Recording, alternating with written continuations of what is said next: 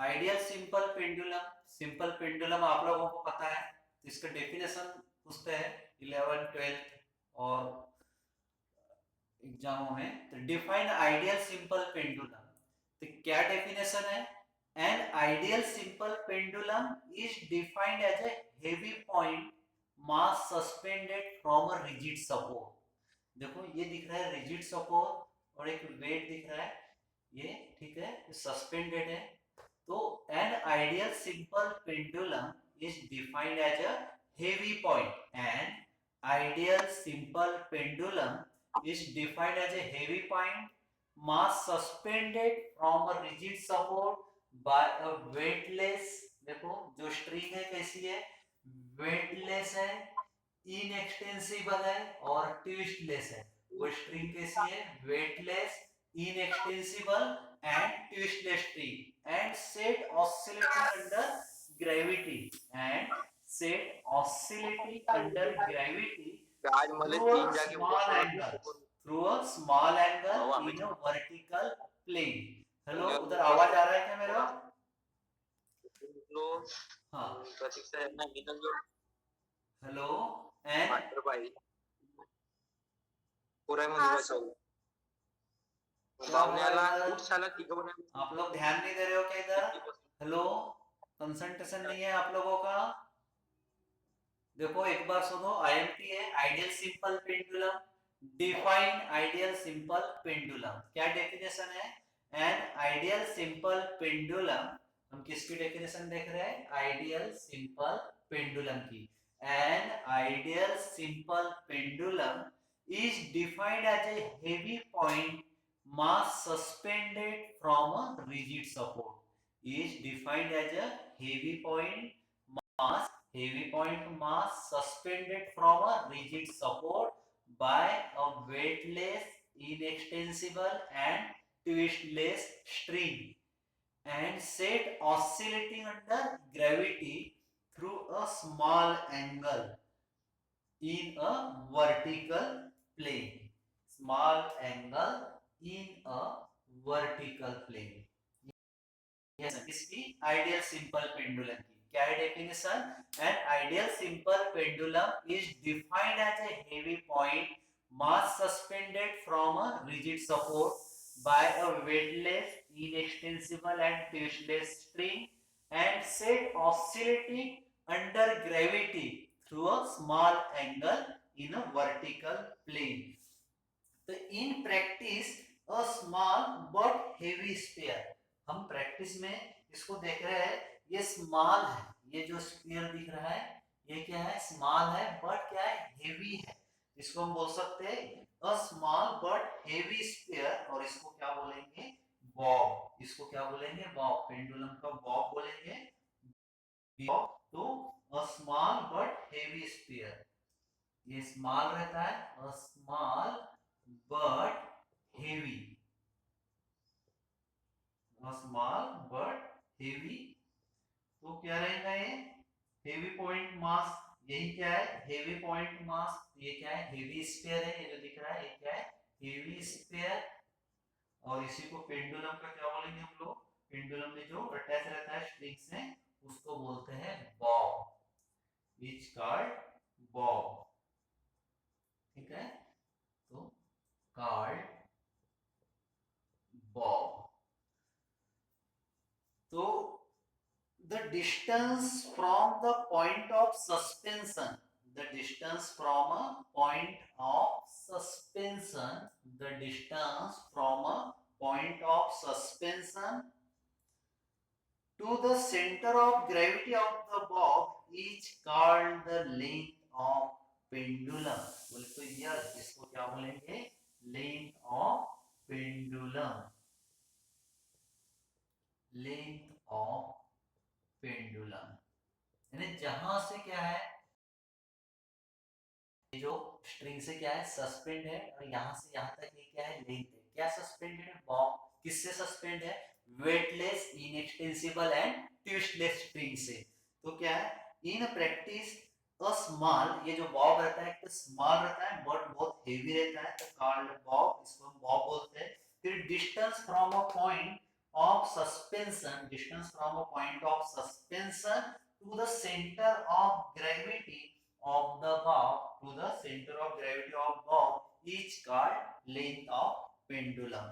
तो consider simple pendulum of length L, हम consider करते हैं, क्या कंसीडर करेंगे, simple pendulum of length L, length क्या है, यल है, तो suspended from a rigid support O, एक पेंडुलम है, ठीक है, उसकी लेंथ क्या है, यल है, कहां पे सस्पेंड है, ओ पे सस्पेंडेड है, consider a simple pendulum, consider a simple pendulum of length L suspended from a rigid support O, suspended from a rigid support O, when displaced, when displaced, अब मान लो ये पेंडुलम यहाँ है और इसको हमने ऐसा ये कर दिया, फिर ये वापस इधर आएगा, तो क्या होगा, डिस्प्लेस होगा, तब उसका क्या होता है, एक वन मोशन कंप्लीट होता है. Consider a simple pendulum of length L suspended from a rigid support O, यहाँ पे suspend है, suspended from a rigid support O, when displaced from its initial position of rest to a small angle theta. जब हम इसको displace करते हैं small angle से ऐसे, तो इस प्रकार ऐसे डिस्प्लेस करते हैं, स्मॉल एंगल मिलता है, उसको हम बोलेंगे वर्टिकल प्लेन से एंगल है, इसको क्या बोलेंगे, थीटा. तो when displaced from its initial position of rest through a small angle theta in a vertical plane and released, it perform oscillation, क्या परफॉर्म कर रहा है ये, oscillation between two string, two extreme में क्या कर रहा है, मान लो ये यहाँ था, हमने इसको ऐसे डिस्प्लेस कर दिया, इधर गया, फिर इधर आया, फिर ऐसे ऐसा वन ऑसिलेशन पूरा होता है, तो ये मान लो इसको हम बी बोल देते हैं और इस पॉइंट को सी बोल देते हैं. तो कंसीडर किए थे हमने सिंपल पेंडुलम जिसकी लेंथ है या सस्पेंडेड है, कहां से, ओ से, जब हमने इसको डिस्प्लेस किया, when displace from its initial position of rest through a small angle theta in a vertical plane and release, तो it perform oscillation between two extremes, और दो एक्सट्रीम कौन से, बी एंड सी. इस सॉलिड फिगर में देख रहा हूं, extreme B and C, two extremes है.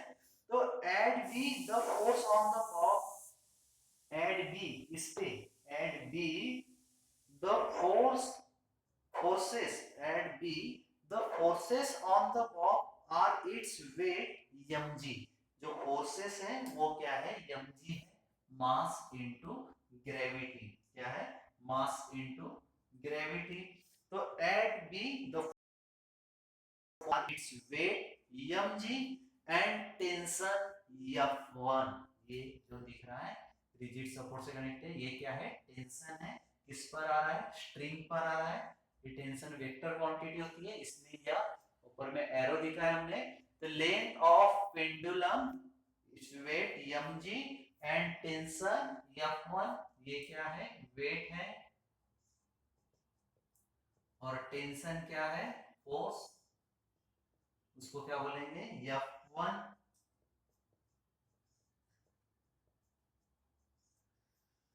तो इन द स्ट्रिंग टेंशन किस पे आ रहा है, स्ट्रिंग पे आ रहा है, तो resolve mg into two components. अब यहाँ पे देखो वर्टिकल प्लेन से एक स्मॉल एंगल तैयार हो रहा है, इससे जो ये फोर्स है ये क्या हो रहे हैं, रिजॉल्व हो रहे हैं दो कंपोनेंट में. तब ये मान लो ये ऐसा है, ठीक है, तो ये आएगा ये डायरेक्शन में, सेंटर पॉइंट ये है स्फीयर का, ये एक डायरेक्शन में रहेगा और ये एक ऐसे डायरेक्शन में आएगा, तो ऐसे रिजॉल्व हो गए दो कंपोनेंट्स.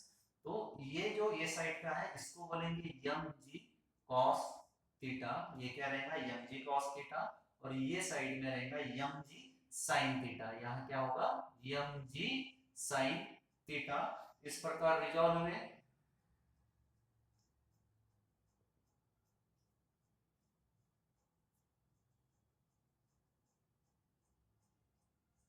ये हो गए रिजॉल्व टू कंपोनेंट्स, तो दो कंपोनेंट्स में रिजॉल्व है, एक क्या है mg cos थीटा और दूसरा है mg sin थीटा. ये रहेगा थीटा यहाँ पे एंगल ये, तो इस ये एंगल की वजह से दो कंपोनेंट्स में क्या हो गया, रिजॉल्व हो गया. तो into two components mg cos theta in the direction of opposite to that of the tension. जो mg cos theta है ये किसके डायरेक्शन में है? Opposite to that of tension. देख लो ये इधर है एरो और ये इधर है, दोनों क्या है? अपोजिट है, ये अपवर्ड है ये डाउनवर्ड है। तो mg cos theta in the direction opposite that of the mg sin theta हमको क्या दिख रहा है? ये स्ट्रिंग से परपेंडिकुलर दिख रहा है। mg sin theta perpendicular to the string. तो यहाँ पे हम बोल सकते हैं mg cos theta in the direction, जो mg cos theta है mg cos theta in the direction opposite to that of tension, in the direction opposite to that of tension, opposite to that of tension। और mg sin theta क्या है? Perpendicular है। किससे perpendicular है? mg sin theta perpendicular to the string. mg sin theta perpendicular दिख रहा है, देखो ये स्ट्रिंग है और इससे क्या है? परपेंडिकुलर है, perpendicular to the string, perpendicular to the string. फिर यहाँ देख रहे हो mg cos theta is balance by tension. ये mg cos थीटा क्या होगा? बैलेंस हो जाएगा किससे? टेंशन से। किसके टेंशन? किसको टेंशन? स्ट्रिंग को। mg cos theta is balance by the tension in the string और mg sin theta restore the Bob. ये जो बॉब है इसमें क्या है? रिस्टोर्स है टू द इक्विलिब्रियम पोजीशन। तो यहाँ पे हम क्या बोल सकते हैं? रिस्टोरिंग फोर्स बोल सकते हैं, रिस्टोरिंग फोर्स। तो रिस्टोरिंग फोर्स क्या रहेगा? रिस्टोरिंग फोर्स हम F से दिखाएंगे। Restoring force F equals to minus sine theta. क्या है ये? रिस्टोरिंग फोर्स है। इफ थीटा इज स्मॉल, हमको पता है थीटा क्या है? स्मॉल है और एक्सप्रेस इन रेडियन। थीटा को हम कैसे एक्सप्रेस करेंगे? रेडियन में। तो sine theta, theta is very small, तो इसको हम थीटा ही बोल सकते हैं और इक्वल्स टू क्या, इसको क्या एक्सप्रेस करेंगे? रेडियन में। तो यहाँ पे हमको देखो r ऐसा मिल रहा है, यहाँ पे r अपॉन रेडियस क्या बोल सकते हैं इसको? r upon radius, r upon radius. तो r देखो अब यहाँ पे, यहाँ से यहाँ इधर आया तो ये पहले सेंटर में था, फिर ऐसा मूव करता है पेंडुलम, देखो आप लोगों ने। तो यहाँ पे r क्या है? a टू b, तो ये है ab, r है ab और रेडियस o टू b। ठीक है, ये हो गया रेडियस o b, ये सेंटर पॉइंट है। तो ab अपॉन o b, तो इसको हम क्या बोल देंगे? यक्स। यहाँ पे जो ए बी है इसको हम बोल देंगे, कंसीडर कर लेंगे यक्स, और ये क्या है? यल।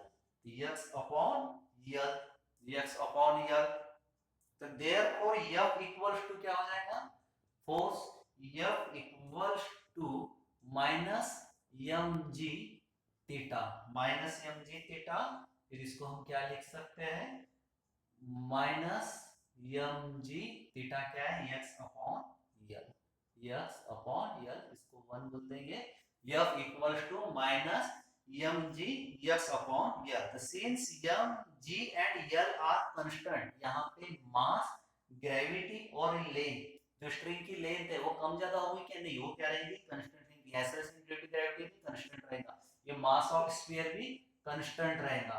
तो यहाँ पे कांस्टेंट है, तो यहाँ पे force is, restoring force is directly proportional to displacement, तो डायरेक्टली प्रोपोर्शनल टू डिस्प्लेसमेंट या डिस्टेंस। ठीक है, तो the net force on the bob, net force on the bob, जो फोर्स मिल रहा है हमको किस पे? बॉब पे।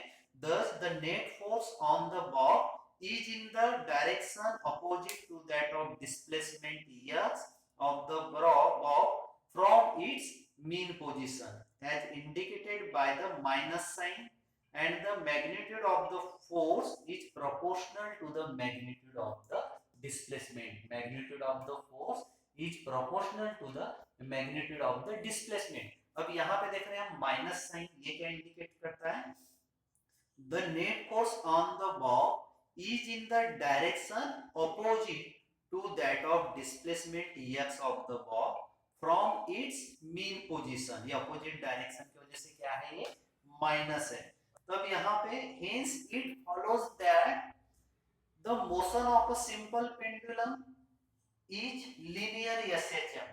अब यहाँ पे हम acceleration फाइंड कर सकते हैं। एक्सेलरेशन के लिए हम ए से डिनोट करेंगे, equal to force upon mass. हमको पता है फोर्स इक्वल टू क्या होता है, मास इनटू एक्सेलरेशन। तो एक्सेलरेशन इक्वल टू क्या हो जाएगा, फोर्स अपॉन मास। और यही क्या है, ये है minus g upon L into x, minus g upon L into x. इसको बोल देंगे सेकंड, इसको बोल देंगे थर्ड। ठीक है, फिर एक्सेलरेशन पर यूनिट डिस्प्लेसमेंट, देयरफॉर एक्सेलरेशन पर यूनिट डिस्प्लेसमेंट, देयरफॉर एक्सेलरेशन पर यूनिट डिस्प्लेसमेंट। तो इसको हम क्या बोल सकते हैं, इसको बोल सकते हैं मैग्नीट्यूड में a by x equal to g by L. तो पीरियड ऑफ एसएचएम क्या होगा, फिर पीरियड ऑफ एसएचएम होगा t equals to, period of SHM क्या होगा, t equals to 2 pi upon under root acceleration पर unit displacement. Period of SHM क्या होगा, period of simple harmonic motion, period of simple harmonic motion होगा, period of simple harmonic motion बोले तो t equals to क्या हो जाएगा, 2 pi upon under root acceleration पर unit displacement equals to 2 upon, फिर अपन यहाँ t इक्वल्स टू क्या बोल देंगे, t इक्वल्स टू बोल देंगे 2 पाई, बोले तो पीरियड 2 पाई अपॉन रूट जी बाय यल, रूट जी बाय यल, ये हो जाएगा पीरियड। ठीक है, ये क्या हो जाएगा पीरियड। और फ्रीक्वेंसी ऑफ सिंपल पेंडुलम, इसकी फ्रीक्वेंसी होगी जिसको हम f से दिखाएंगे, फ्रीक्वेंसी होगा 1 अपॉन पीरियड 1 अपॉन t, ये हो जाएगा 1 अपॉन 2 पाई 1 अपॉन 2 पाई, और इसी को लिख सकते हैं रूट g बाय यल। तो देखो क्या है, period of SHM t equals to 2 pi upon acceleration पर यूनिट डिस्प्लेसमेंट, एक्सेलरेशन पर unit displacement t equals to 2 pi upon root g by L. ये क्या हो जाएगा, t equals to 2 pi upon root g by L. और frequency of simple pendulum ये है frequency जिसको हम